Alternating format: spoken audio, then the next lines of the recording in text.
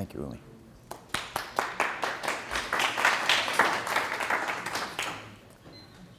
My name is Dorion Liston. I'm founder and CEO of NeuroFit. I'd like to thank SoPE and Dr. Chettapalli for allowing us the time to speak to you tonight. So we are focused on brain health using a new technology that uses eye movements to assess brain function. And our goal is to address a very large and significant problem, which is that there's no vital sign. In fact, it's quite difficult to make functional assessments of brain health. And we can all think of examples where there are kind of gross functional assessments that people use in the field to make quick decisions about brain health. You can think of the field sobriety test, where a police officer might ask someone to hold gaze in an eccentric position looking for a little sign called nystagmus. You could think of on-field concussion assessments, where people will ask an injured player to track the physician's finger in order to look for small saccadic eruptions in that smooth pursuit tracking response. We're interested in all sorts of brain pathology, including degenerative disease, traumatic injuries, as well as encephalopathies that can leave people feeling isolated. They can lead to sensory motor mishaps such as falls, car accidents, hospitalizations, or even mortality. And we think the solution to this problem is a new class of technologies that uses eye movements. This is a class we call Oculometrics. So on the left, what I'm showing you is our current device, which is in use today at 2 separate clinics at Stanford. It looks like a 24-inch iMac, sits on a tabletop, and what it does is it scans the smooth pursuit and saccadic eye movements of the patient, performs a rapid automated series of analyses to deliver 10 separate metrics of the observer's performance. And I'll tell you a little bit about these in a slide or two. So this is a kind of a modern infrastructure where the data are beamed up to a cloud and then can be made available to physicians, researchers like myself. They can be incorporated into electronic medical records, or they can be made available to the users via a smartphone interface. We're also working on 2 kind of consumer-facing form factors. These would be kind of a tablet-style interface as well as a VR-style interface that can be used by people at home. Now, what I should say about our technology is that it's not just for people with pathology, right? It's useful across the entire continuum of wellness, from people with different sorts of brain pathologies on the left-hand side of the continuum, such as brain trauma, encephalopathies, or degenerative disease. And there are a number of different subcategories that we can try to detect, through people like ourselves who would be in the neurotypical range of the population, right? But even within the neurotypical range, right, there are different sorts of lifestyle factors, stresses, right, that can bring our own brain function, our own physiology down from, our normal operating range, right, into kind of a lower stress range, right, or a fatigue range. And then there are other sorts of health promoting activities that can bring our physiological performance from kind of a median level to an above average level. And we're trying to work on all of those sorts of factors. And then I should also say that there are people whose motion processing and brain health is on average at a higher set point than most of the normals. These would be people who have to hit baseballs for a living, right? Athletes and pilots. So we're working along the entire continuum of wellness. Now let me say just a minute, I'll spend just a minute about how our market will affect the status quo. So for brain pathology in particular, the status quo is that the mild cases go almost completely undiagnosed. So in order to diagnose mild cases for many different sorts of disease, the standard of care is a cumbersome paper and pencil-based test, or a survey that may take 10 or 15 minutes to complete. The mild cases are almost always picked up at a more overt stage when the signs are observed by the family, and then the patient is brought in by the family to be diagnosed by the physician. In some other tragic cases, they're diagnosed after a precipitating event, such as a fall or a car crash or a hospitalization. In the NeuroFit-enabled market, what we offer is a new way for patients to interact with our technology, either at home with a consumer-facing form factor or in the clinic. We offer new codes for physicians and hospitals to offer more and better care, to screen for these developing illnesses. And we also offer a new, larger addressable population for therapeutics by allowing these therapeutics to be administered in kind of prodromal cases, in the earlier stages of disease.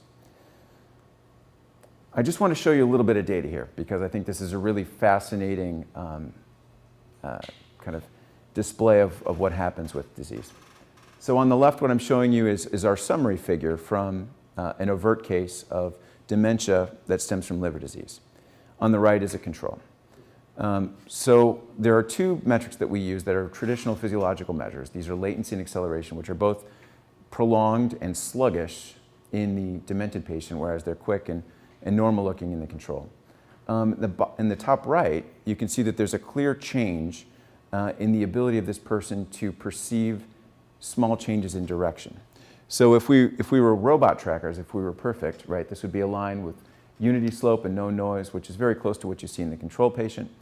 However, someone with dementia has very little ability to perceive and correctly respond to direction. So these are the kind of telltale signs that show up in disease.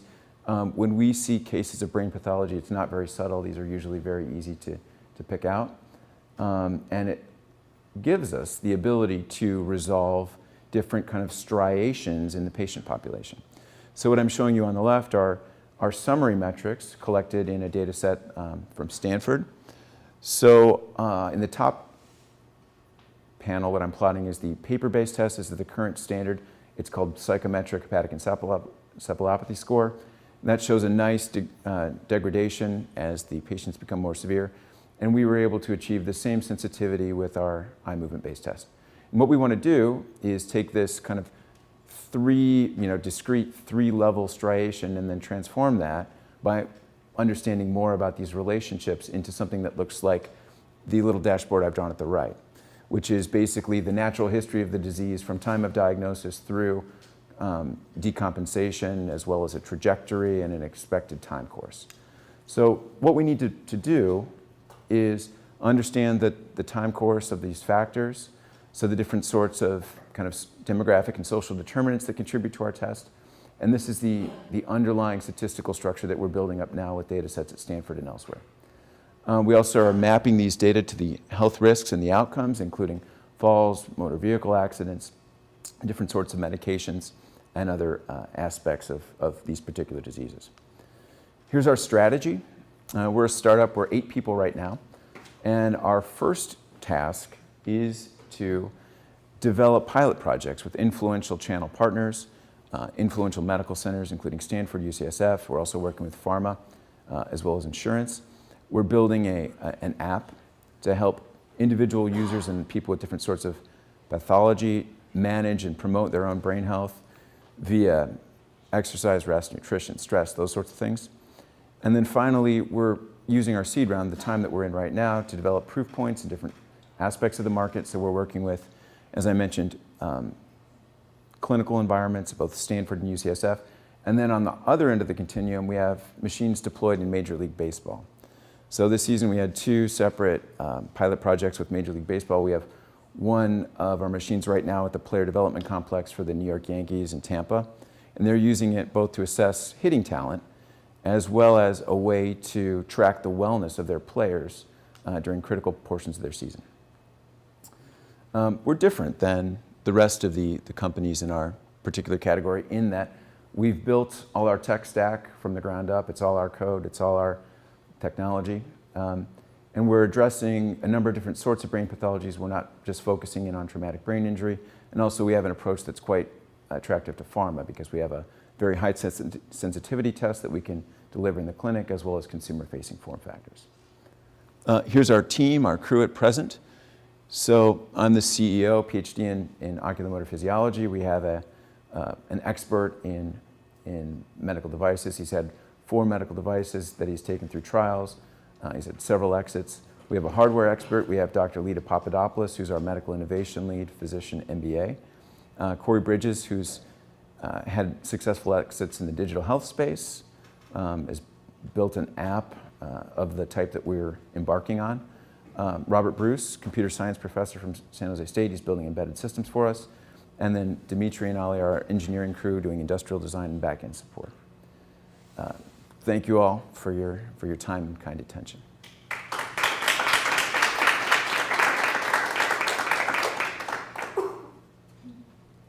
Questions?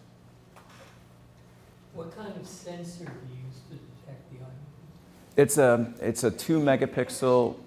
Oh yes. What sort of sensor do we use to detect the eye movement? So we have two 850 nanometer illuminators. These are the sorts of illuminators that they would use in a 7-Eleven parking lot for CCTV applications. And then the camera sensor is it's a 16:9 aspect ratio, 2 megapixel sensor, very large pixels compared to the kind of pixels you'd have on your digital phone. And it's basically running at 250 hertz, which is the standard for research grade eye tracking. Thank you.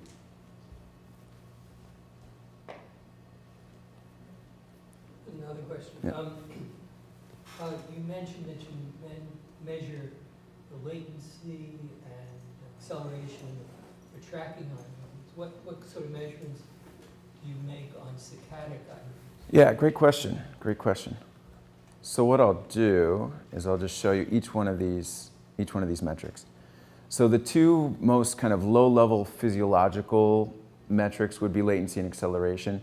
Saccades, you can also measure latencies, but because we use a moving stimulus, we have smooth pursuit latency. Gain is one aspect of the kind of steady state tracking response after pursuit is already caught up to the target. It's the ratio of eye velocity to target velocity. And then the two saccadic metrics that we have in our quiver are the saccadic amplitude. So when you make little interruptions in the smooth pursuit response, those are little catch-up saccades, and we measure the amplitude of those, and that's reported. So for pathological cases, those are much larger than for you or I. And then the last kind of saccadic measure I like is proportion smooth.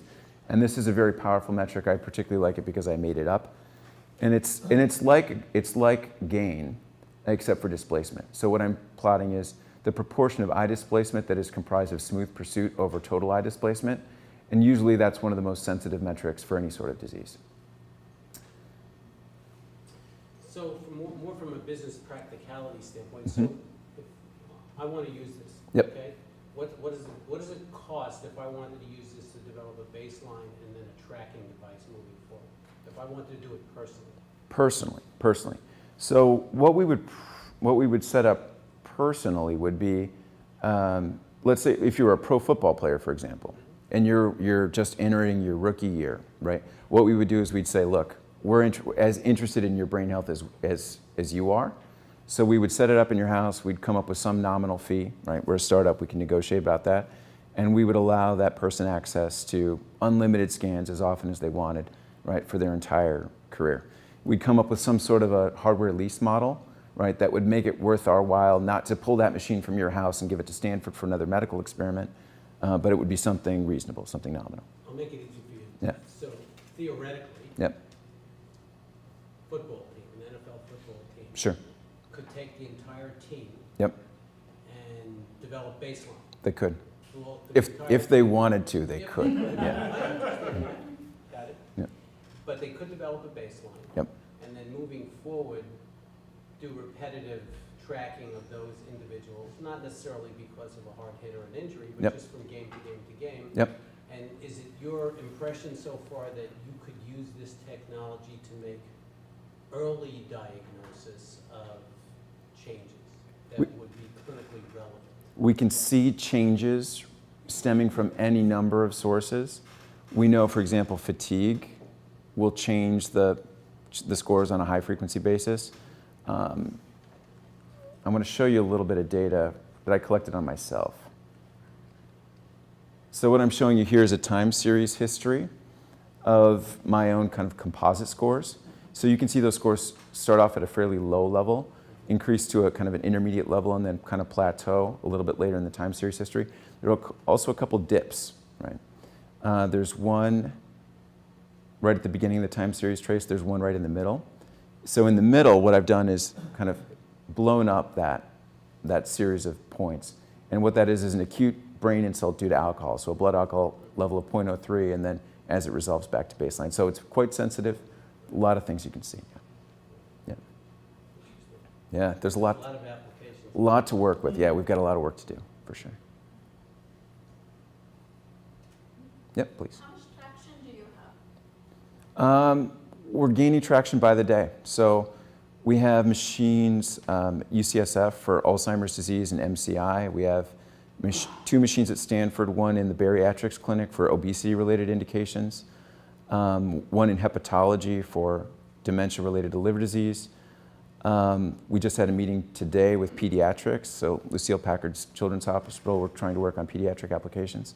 But mostly we're trying to develop partnerships with active research groups who can take the technology and really run with it and explore that kind of parameter space of their own patient populations.